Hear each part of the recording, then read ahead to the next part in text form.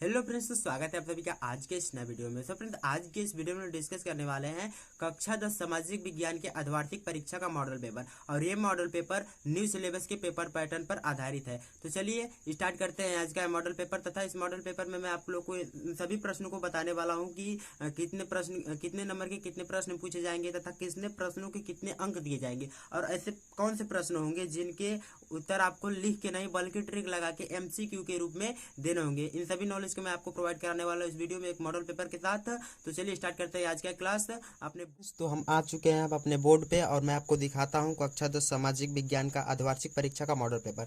और ये model paper most important तथा ये अपडेटेड मॉडल पेपर, मतलब कि न्यू सिलेबस के अनुसार आपको मॉडल पेपर प्रोवाइड किया जा रहा है। और ये मॉडल पेपर मैं अलग अलग स्कूल से मांग करके प्रोसेस एनालिसिस करके आपको प्रोवाइड कर रहा हूँ। ठीक है, तो चलिए देख लेते हैं। इसमें हमको सबसे पहले निर्देश दिया है, और उससे पहले हम लोग देख लेते हैं कि समय हम लोग का 3 घंटा रहेगा, पूर्णांक 70 नंबर का रहेगा, और 30 नंबर प्रैक्टिकल में दिए जाते हैं, वो आप लोग को पता है। और यहाँ पे नोट में दिया गया, इसको पढ़ना बहुत जरूरी है कि यह प्रश्न पत्र 2 खंड क और ख में विभाजित है। जो हम लोग प्रश्न पत्र पढ़ेंगे, मैं आपको जो मॉडल पेपर दिखाऊंगा ये 2 खंडों में विभाजित रहेगा। खंड क में क्या रहेंगे, बहुविकल्पी प्रश्न, और खंड ख में रहेंगे वर्णनात्मक प्रश्न। अर्थात यहाँ पे दिया गया नेक्स्ट वाला कि बहुविकल्पी प्रश्न को ओएमआर सीट पे तथा वर्णनात्मक प्रश्न को कार्य पुस्तिका में भरना है। मतलब कि जो बहुविकल्पी प्रश्न पूछे जाएंगे हमको ओएमआर सीट मिलेगा। ओएमआर सीट शायद बहुत से स्कूलों में अर्धवार्षिक परीक्षा में नहीं दिए जाते हैं, लेकिन किसी भी स्कूल में दिए जाते हैं तो उसे ओएमआर सीट पर ही भरना पड़ेगा। नहीं तो जिसमें नहीं दिए जाते वो अपने कापी पर ही लिखेंगे। और वर्णनात्मक प्रश्न तो आपको लिख के उसका आंसर देना है। तो चलिए देख लेते हैं। देखिए, खंड क में दिया है बहुविकल्पी प्रश्न, और इसमें हम लोगों से 20 बहुविकल्पी प्रश्न पूछे जाएंगे,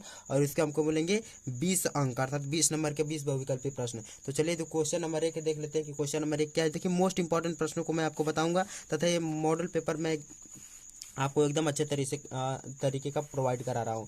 आप इसे अच्छे से रट लीजिए, याद कर लीजिए। देखिए, जो फर्स्ट वाला क्वेश्चन पूछा गया है कि राष्ट्रवाद का प्रारंभ किस देश से हुआ। जो क्वेश्चन नंबर फर्स्ट है, मोस्ट इंपॉर्टेंट क्वेश्चन है। यूरोप में राष्ट्रवाद से लिया गया कि राष्ट्रवाद का प्रारंभ किस देश से हुआ। तो हम लोग को पता है कि राष्ट्रवाद का जो प्रारंभ हुआ था वो फ्रांस से हुआ था। कहाँ से हुआ था? फ्रांस से हुआ था। जहाँ का राजा था लुई 16वें, उसी के शासनकाल में क्या हुआ था, फ्रांस की क्रांति हुई थी। नेक्स्ट क्वेश्चन दिया गया है कि नेपोलियन किस वर्ष पराजित हुआ। क्या नेपोलियन 1814 में पराजित हुआ, कि 1811 में पराजित हुआ, कि 1815 में, कि 1817 में। तो हम लोग को पता है कि नेपोलियन जो है 1815 में पराजित हुआ था। कब पराजित हुआ था? 1815 में पराजित हुआ था। तो ऑप्शन नंबर बी इसका राइट आंसर हो जाएगा। उसी तरह नेक्स्ट क्वेश्चन दिया है कि सविनय अवज्ञा आंदोलन कब चलाया गया। तो हम लोग को पता है कि गांधी जी ने सविनय अवज्ञा आंदोलन कब चलाया था, कि 1920 में चलाया था, कि 1930 में चलाया था, कि 1922 में, कि 1942 में। तो जो सविनय अवज्ञा आंदोलन चला गया था वो 1930 में चला गया था। किसके द्वारा? गांधी जी द्वारा।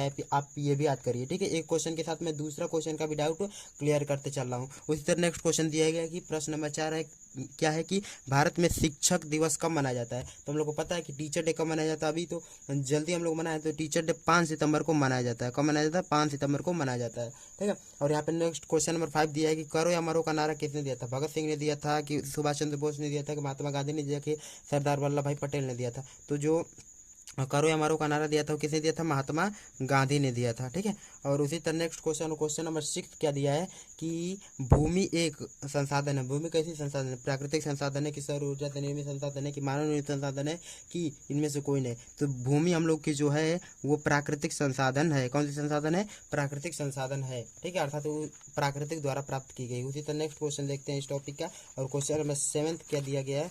देखिए, क्वेश्चन नंबर 7 में आपको पढ़ के बताता हूँ कि निम्न में से कौन सा अजैव संसाधन। अजैव का मतलब क्या होता है? कि जिसमें जान न हो, अर्थात जिसमें जान न हो, ऐसे ही समझ लीजिए। जैसे यहाँ पे दिया गया चट्टान, और यहाँ पे दिया गया कि पौधे और पशु, और लास्ट में दिया गया मछलियाँ। तो इसमें चट्टानों क्या होती है? अजैव संसाधन में आती है। ठीक है, किस में आती है? अजैव संसाधन में आती है, जो जिसमें जान न होती है, जो जीवित नहीं रहता। और यहाँ पे नेक्स्ट क्वेश्चन नंबर 8 दिया गया है कि चिपको आंदोलन संबंधित है। तो चिपको आंदोलन किससे संबंधित था? तो मृदा संरक्षण से संबंधित था, कि जल संरक्षण से संबंधित था, कि वन संरक्षण से संबंधित है, कि वायु संरक्षण। तो जो चिपको आंदोलन है वन संरक्षण से संबंधित था। जब पेड़ को काटा जा रहा था तो बहुत से लोगों ने पेड़ को अपने हाथों से पकड़ लिया था। ठीक है, तो इसी को हम लोग चिपको आंदोलन के नाम से जानते हैं। और यहाँ पे जो क्वेश्चन नंबर 9 दिया है कि सलाल बांध किस नदी पर बना है।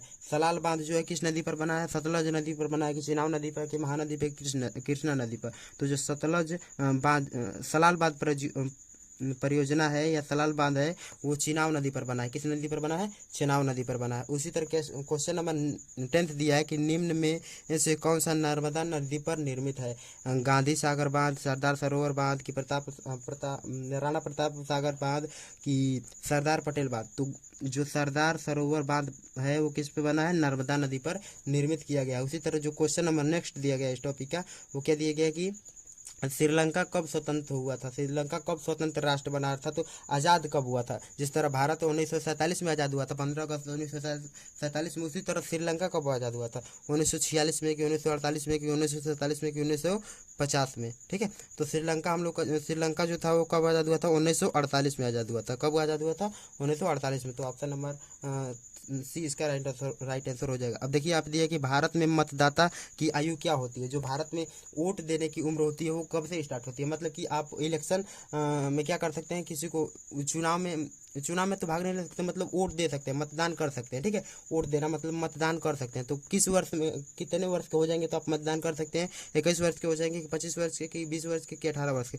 तो जब 18 वर्ष के हो जाते हैं तो आपका निर्वाचन कार्ड बनता है जिसके द्वारा आप वोट दे सकते हैं। ठीक है, उसी तरह नेक्स्ट क्वेश्चन दिया गया है कि संविधान के अनुसार भारत की राजभाषा क्या है? जो संविधान के अनुसार भारत की राजभाषा किसे घोषित की गई? हिंदी को, संस्कृत को, उर्दू को, अंग्रेजी को? तो संविधान की राजभाषा क्या है? हिंदी। राष्ट्रभाषा नहीं, राजभाषा। ठीक है, राष्ट्रभाषा अभी तक हमारे भारत की है ही नहीं है। और इससे नेक्स्ट क्वेश्चन ये है कि भारत में कितनी बोलियां बोली जाती है? तो भारत में लगभग 450 बोलियां बोली जाती है। कितनी बोलियां?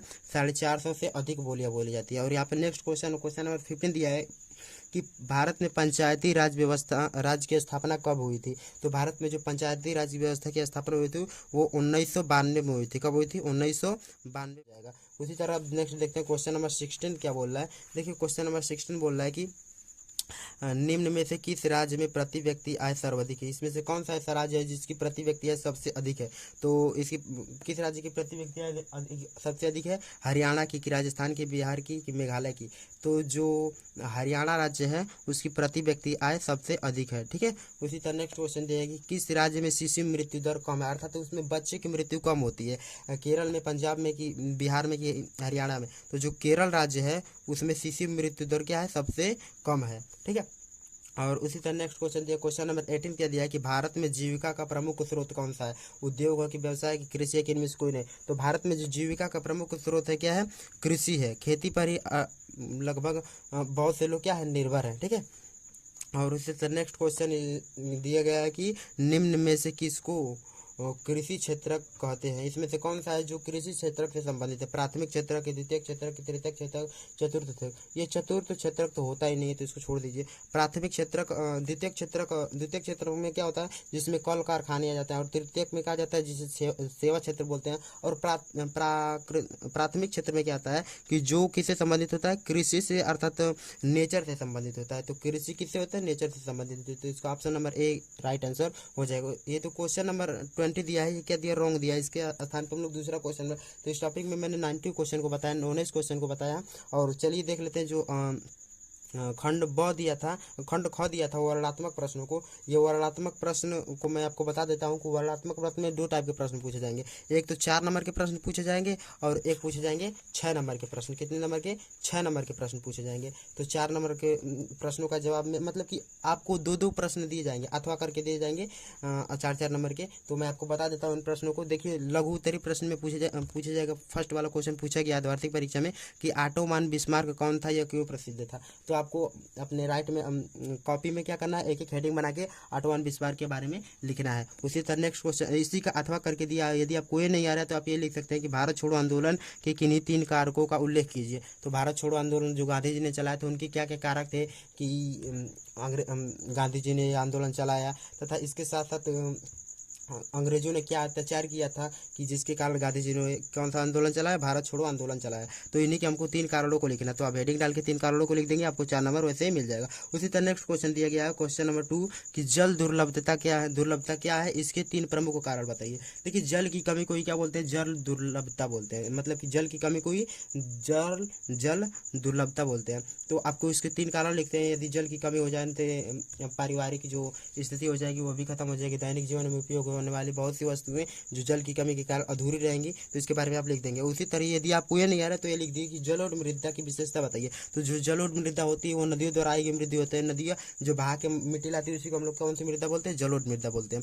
उसी तरह नेक्स्ट क्वेश्चन दिया गया, यदि क्वेश्चन नंबर 3 दिया गया जो 4th नंबर का है कि सत्ता की साझेदारी के महत्व को स्पष्ट कीजिए। यदि आपको ये नहीं आ रहा है तो आप ये लिख लीजिए कि भारत में जाति प्रथा की राजनीतिक एवं समाज पर क्या प्रभाव है। जो जाति प्रथा है उस पर राजनीतिक और समाज का क्या प्रभाव होता है। उसी तरह नेक्स्ट क्वेश्चन दिया गया है, यदि आपको क्वेश्चन नंबर 4th में क्या दिया है कि संगठित और असंगठित क्षेत्रक में अंतरित क्षेत्र क्या है। यदि आपको ये नहीं आ रहा है तो आप ये भी लिख सकते हैं कि शिशु मृत्यु दर को रोकने के उपाय बताइए। जो शिशु मृत्यु दर होते हैं, जो बच्चे जिससे मर जाते हैं, भ्रूण उड़ाते हैं जिससे बोलते हैं, उसको रोकने के उपाय बताइए। आप ये भी लिख सकते हैं। और उसके साथ आप यदि वो क्वेश्चन कंप्लीट कर लेंगे तो आपका स्टार्ट होगा दीर्घ उत्तरीय प्रश्न। ये प्रश्न 6 नंबर के पूछे जाएंगे। कितने नंबर के? 6 नंबर के। इसमें जो फर्स्ट वाला प्रश्न दिया गया है कि इटली के एकीकरण की प्रक्रिया को संक्षेप में लिखिए। तो इटली के एकीकरण की प्रक्रिया को लिखना है, या वो नहीं आ रहा तो महात्मा गांधी के सत्याग्रह पर निबंध लिखना है। ये मोस्ट इंपॉर्टेंट प्रश्न है, ये हर बार पूछा जाता है। मेरे वार्षिक परीक्षा जो मैंने बोर्ड का एग्जाम दिया उसमें भी पूछा गया था, ठीक है। उसी तरह क्वेश्चन नंबर 6 क्या दिया गया कि प्राकृतिक संसाधन क्या है, इसके संरक्षण करने के उपाय। जो प्राकृतिक संसाधन है उसको कैसे संरक्षित किया जा सकता है, उसके उपाय बताइए। यदि आप लोग बोलेंगे तो मैं कमेंट में इन सभी प्रश्नों के आंसर आपको बता दूंगा। यदि आप कमेंट करेंगे तो इन सभी प्रश्नों के हल के लिए एक वीडियो मैं बना दूंगा, कमेंट करेंगे तब। और उसी तरह नेक्स्ट क्वेश्चन दिया गया, यदि ये नहीं आ रहा तो आप ये लिख सकते हैं कि बहुउद्देशीय परियोजना से होने वाले लाभ क्या है, उसको लिख सकते हैं। यदि क्वेश्चन नंबर 7 क्या दिया है कि संवाद क्या है, भारत के संघीय ढांचे की 4 विशेषता बताइए। यदि आपको ये नहीं आ रहा तो आप ये लिख दीजिए कि जातिवाद क्या है, भारतीय लोकतंत्र में इसकी भूमिका क्या है, जातिवाद की भूमिका क्या है। और क्वेश्चन नंबर 8 दिया कि विकसित देश की किन्हीं 3 विशेषताओं को लिखिए। तो विकसित देश में हर चीज़ क्या होती है, जो अच्छी अच्छी चीज़ें होती है जिसके कारण वो विकसित होता है। मशीनों का प्रयोग अच्छा होता है, नई नई मशीनों का प्रयोग होता है, उसमें टेक्नोलॉजी का प्रयोग होता है। तो विशेषता आप लिख सकते हैं। कितने नंबर के? 6 नंबर के। यदि आपको वो नहीं आ रहा तो आप ये लिख दीजिए कि आर्थिक क्रियाओं के 3 प्रमुख प्रकारों का वर्णन कीजिए, ये भी लिख सकते हैं। और ये देखिए जो मानचित्र कार्य दिया, ये मोस्ट इंपॉर्टेंट प्रश्न, ये 10 नंबर के क्वेश्चन पूछे जाते हैं। जो मानचित्र कार्य है इससे आपको 10 नंबर के प्रश्न पूछे जाते हैं। जो देखिए इसमें जो फर्स्ट वाला प्रश्न है कि भारत के रेखा मानचित्र में निम्न को दर्शाइए। वह स्थान जहाँ चौरी चौरा कांड हुआ था, तो चौरी चौरा कांड कहाँ हुआ था?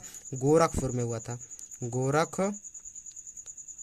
गोरखपुर में हुआ था चौरी चौरा कांड, यहाँ पे पूरा है।